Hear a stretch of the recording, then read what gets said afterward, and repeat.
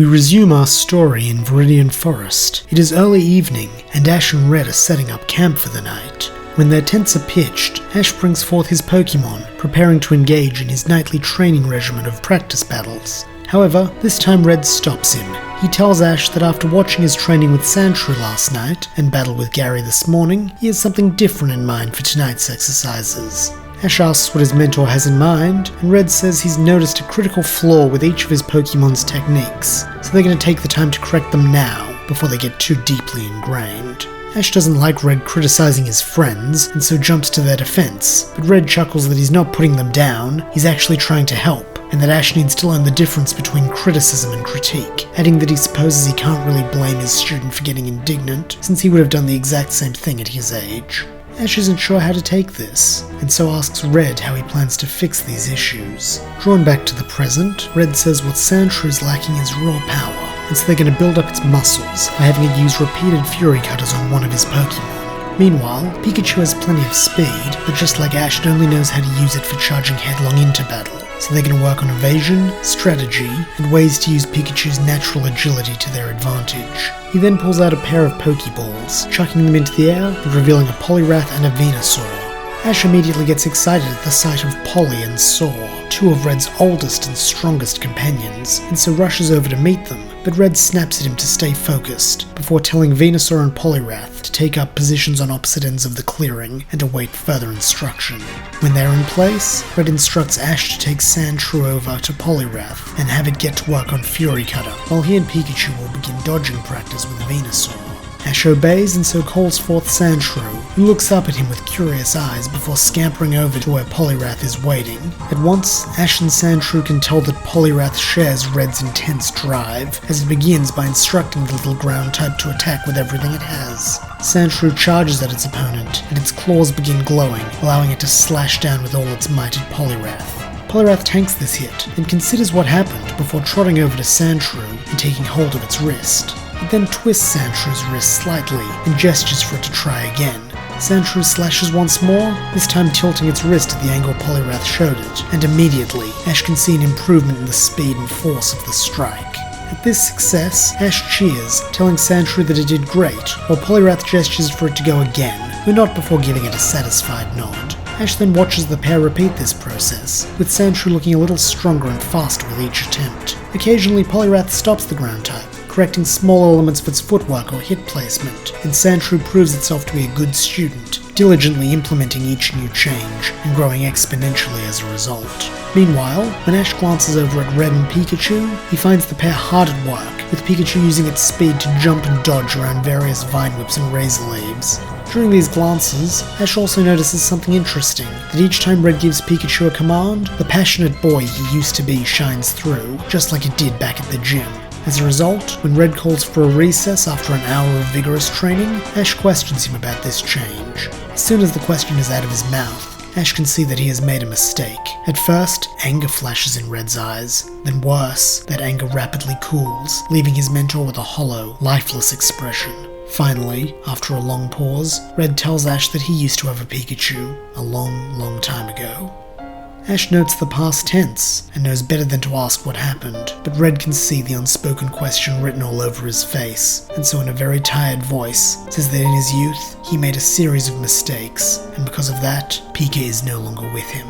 However, now isn't the time to dwell on the past, and they've had enough of a break, so it's time to swap, with Red helping Poliwrath instruct Sandshrew, while Ash works with Pikachu to keep improving its dodging. The boy nods, and so the trainers switch places. Over with Venusaur, Ash is impressed to see how much Pikachu has improved already, having developed an almost instinctual knowledge of when to jump or swerve at this point, where his commands are largely unnecessary. Ash also can't help but notice how strong Venusaur is, yet how controlled its attacks are, so that when Pikachu does mess up and get hit, it only deals enough damage to serve as a lesson, rather than doing serious harm. This speaks to Venusaur's true gentle nature beneath its tough exterior, and Ash wonders, if Poliwrath shares Red's drive, then is this what Red has in common with his Venusaur? After another hour, Red calls a halt to the training for the night, telling Ash that both his Pokemon seem to be in better shape now. He then adds that thanks to Sandshrew's natural studiousness, he was able to get Polly to teach it a new move called Brick Break, which he believes will come in handy at the Pewter gym. Ash thanks him, and the rest of the night passes in high spirits. The following day begins with a deranged samurai threatening Ash with a sword before challenging him to battle. However, in this timeline, he tells Ash that he is the third of 4 Pallet Town trainers he has challenged, and declares that he will break his losing streak. Unfortunately for Samurai, this is not to be, since simply by following Red's training plan, Ash's Pokemon have grown to the point where he poses no real challenge. It takes only 2 Fury Cutters from Sandshrew to defeat his Pinsir, and when Pikachu subs in, its Thunder Shock makes quick work of Metapod, no matter how much it tries to harden. With that, Samurai concedes defeat, praising Ash as the strongest of the Pallet trainers, and promising to defeat the 4th and final one when he makes his way through the forest. Ash wishes Samurai luck with that, while Red advises him to train hard, since the last one is even stronger than Ash, and has received training from a gym leader. Samurai declares that he will redouble his efforts, and so the master and student duo leave him to his work. Around lunchtime, the pair finally make it out of the forest, and with a great sigh, Ash sits on a boulder to tend to his weary feet. However, his reprieve is short-lived, when the owner of the boulder barks at him to get off the merchandise. Red steps in to tell this old coot to treat his protege with a bit more respect, but when he sees who it is, he smiles, saying it's good to see Flint again. The old rock merchant then shushes the champ, even though there's no one around to overhear him, before pulling him and Ash in close, asking how Red saw through his disguise. Red chuckles that even with a beanie and a fake beard, it would be impossible not to recognize the man who gave him his first badge, before introducing Ash to Flint, the Pewter City gym leader.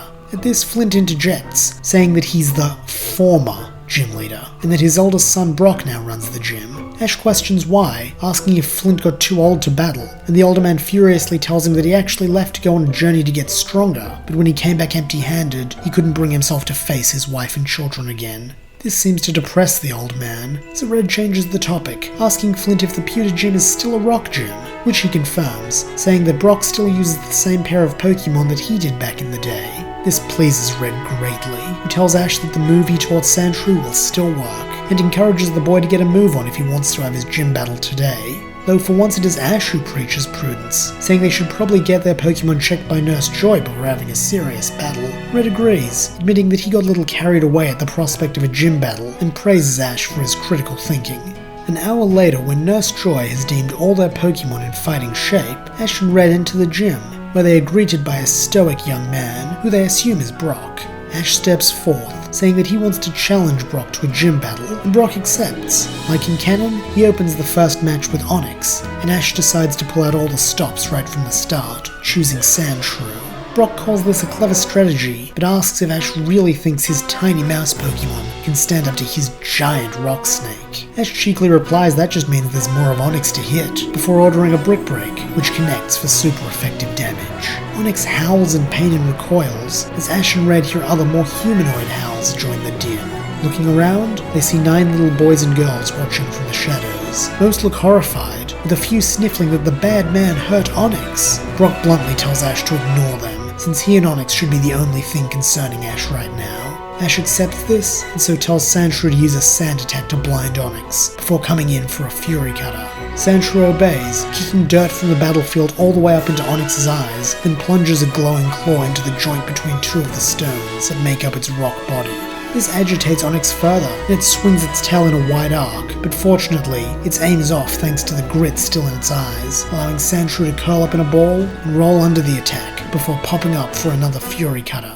Getting desperate, Brock then tells Onix to do that again, and this time it hits, collecting Sandshrew and sending it flying towards the wall. Thinking fast, Sandshrew is able to curl up into a ball and bounce off the wall, halving the damage and coming back for a 3rd consecutive Fury Cutter. However, Brock is prepared, and so meets Fury Cutter with Tackle. Both attacks hit, and when Sandshrew lands, it is hard to say whether Onix or it is in worse shape. Wanting to end things quickly, both trainers call for a repeat of the last turn, and so Fury Cutter and Tackle clash once more, but after so many consecutive Fury Cutters, Sandshrew's attack has the edge, and so Onix is driven back into a wall where it slumps, still conscious, but on the verge of defeat. At that moment, Ash sees his chance for victory, and so tells Sandshrew to switch to Brick Break as a finishing move. But as Sandshrew begins to charge up the attack, the children cry out once more, begging Ash not to attack Onix any further, since it will hurt Brock to see his friend get knocked out. Feeling conflicted, Ash looks to his mentor for advice, but Red just shakes his head, saying he can't help Ash here. He has to decide what sort of man he wants to be. This makes Ash even more confused, and so he watches as Sandshrew charges the downed but still conscious Onyx, weighing his choices. At first, his pride and competitive streak take hold, and he assuages his guilt by telling himself that everyone else who's won a badge here had to defeat that Onyx, so why should he feel bad? But just before Sandshrew can strike, his empathy comes to the fore, and he yells for it to stop. Sandshrew obeys, skidding to a halt right in front of Onyx, who rises, taking away Ash's sure victory.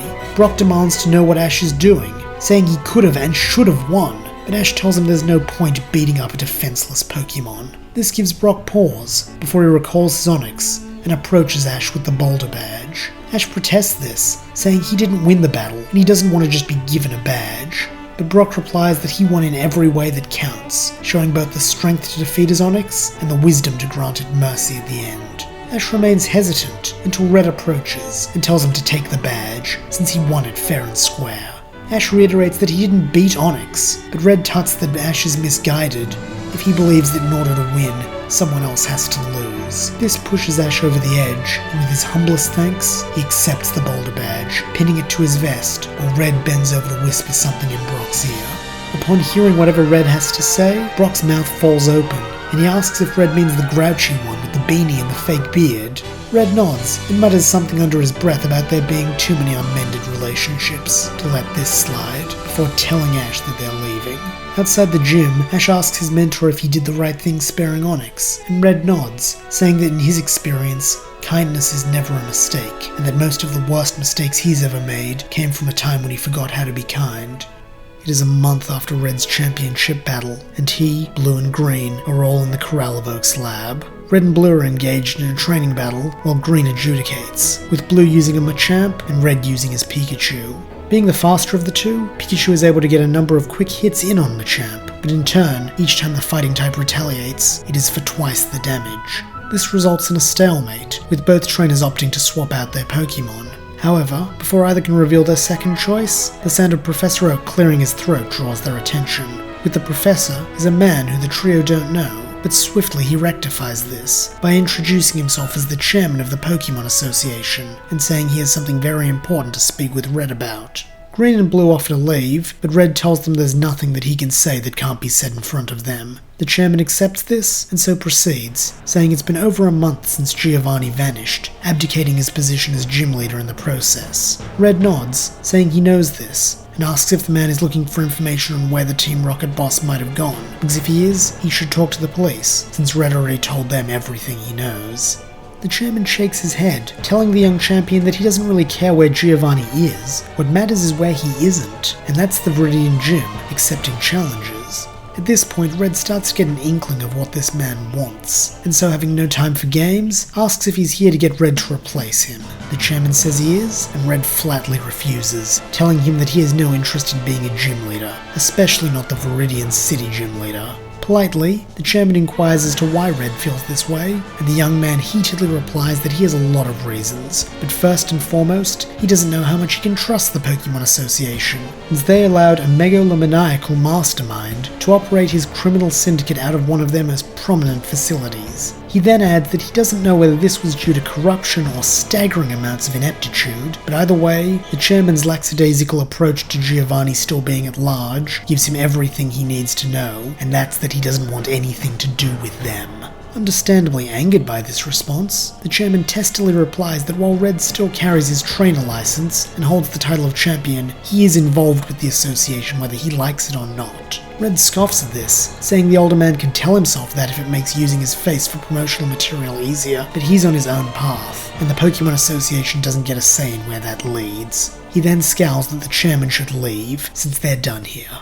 With that, the chairman departs, but not before calling Red an arrogant child on the way out. When he is gone, Blue claps his friend on the shoulder, saying he's got the right of it, and the Pokemon Association should be putting their effort into tracking down Giovanni and bringing him to justice, not worrying about whether they have enough people to hand out badges. However, Green is a bit more subdued, saying that while she respects Red's objections, it would have been nice if he'd taken the job, since once the Pokédex is done, she's going to be staying in Pallet Town as one of Oak's students, and if he'd become the Viridian City gym leader, they'd have only been one town away from each other. Blue being Blue teases Green about showing this side of herself, asking how she ever managed to succeed as a con woman with such a soft heart. But Red seems touched and says that Green shouldn't worry about that, since even if they do wind up far away from each other, the three of them will always be close because they've been through too much together to ever really be apart. He then puts his hand out, telling the others he wants them to make a promise that no matter where they go, they'll always return to each other and that they'll be friends forever. Green happily lays her hand on top of Red's, and with a playful eye roll, so does Blue. Back in the present, it is the next morning, and Ash and Red find themselves at the base of Mount Moon. Thanks to the absence of Team Rocket, there are no lights to disturb the Pokemon living here, and so the pair are able to traverse the caves within with little difficulty. However, while breaking for lunch, they do come across a mischievous Clefairy who attempts to steal Pikachu's food while it's not looking. This annoys the electric mouse, who fires off a Thundershock, which hits Clefairy and manages to stun it. Having heard legends surrounding Clefairy and the Moonstones, as well as the theory that Clefairy originally came from space, Ash is eager to add one to his team, and so uses this opportunity to throw a Pokeball. Clefairy puts up little resistance, and so after only a few moments, becomes the third member of Ash's party. After this, the rest of the trek through Mount Moon is made much easier with Clefairy as a guide, and by sundown, Ash and Red are out of the mountain and onto Route 4, within sight of Cerulean City.